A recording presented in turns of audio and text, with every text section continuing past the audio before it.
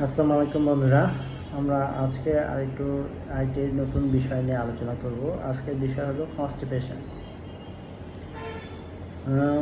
সারা বিশ্বেই আসলে অধিকাংশ বয়স্ক যারা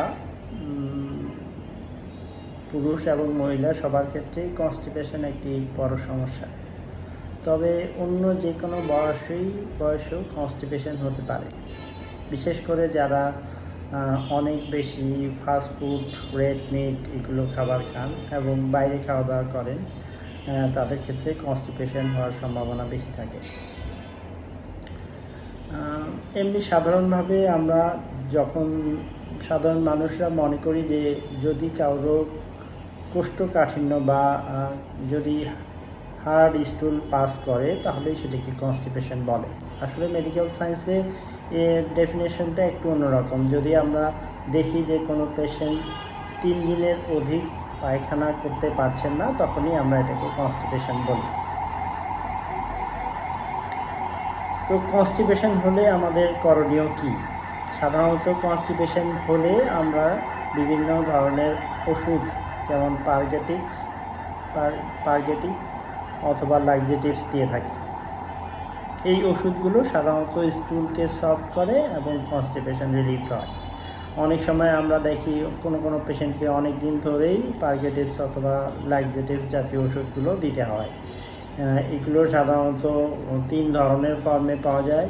ট্যাবলেট ফর্মে পাওয়া যায়, ট্যাবলেট অথবা ক্যাপসুল ফর্মে, সিরাপ ফর্মে এবং পায়খানার রাস্তায় যেগুলো দেওয়া হয় যেমন সাপোজিটরি ফর্মেও পাওয়া যায়। এই 3 ফর্মেই পাওয়া যায়। আমাদের মেডিকেল সায়েন্সে একটি প্রবাদ আছে, তা হলো যে প্রিভেনশন ইজ বেটার দ্যান কিউর। তো কনস্টিপেশন যদি যাতে না হয় সেই ব্যবস্থা নেওয়াটাই আসলে ভালো।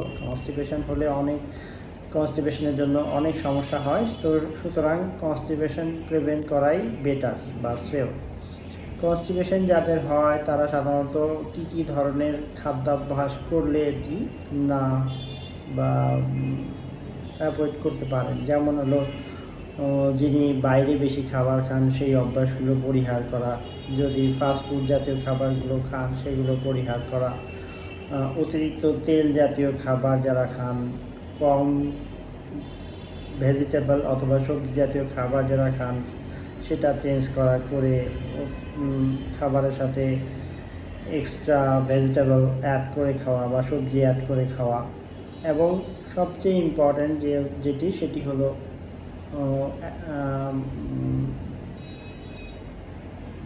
অ্যাডিকুয়েট পরিমাণ পানি পান করা। সাধারণত একজন পূর্ণবয়স্ক পুরুষ অথবা মহিলার সবার ক্ষেত্রেই 10 থেকে 15 গ্লাস পানি দিনে খেতে হয়। যদি এটার ব্যত্যয় হয় তাহলেও অনেক সময় কনস্টিপেশন হতে পারে। এখন কনস্টিপেশন হলে কী সমস্যা হতে পারে?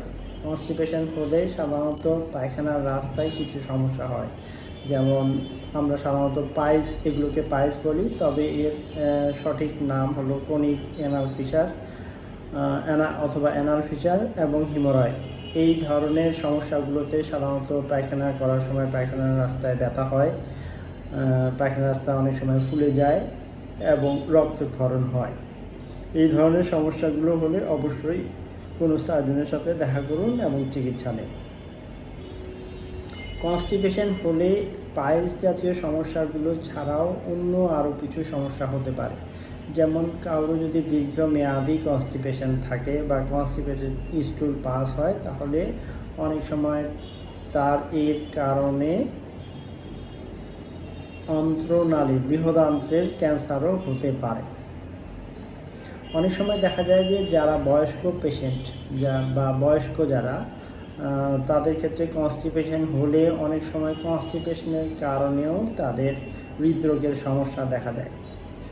তো এই সব কারণ যদি আমরা খেয়াল করি তাহলে দেখা যায় যে কনস্টিপেশন আসলেই একটি অনেক জটিল সমস্যা বা সিমটম।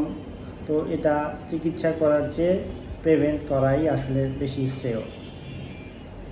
কনস্টিপেশন হলে অবশ্যই কোনো সার্জনের সাথে দেখা করুন এবং তার পরামর্শ মতো চিকিৎসা নিন। ধন্যবাদ।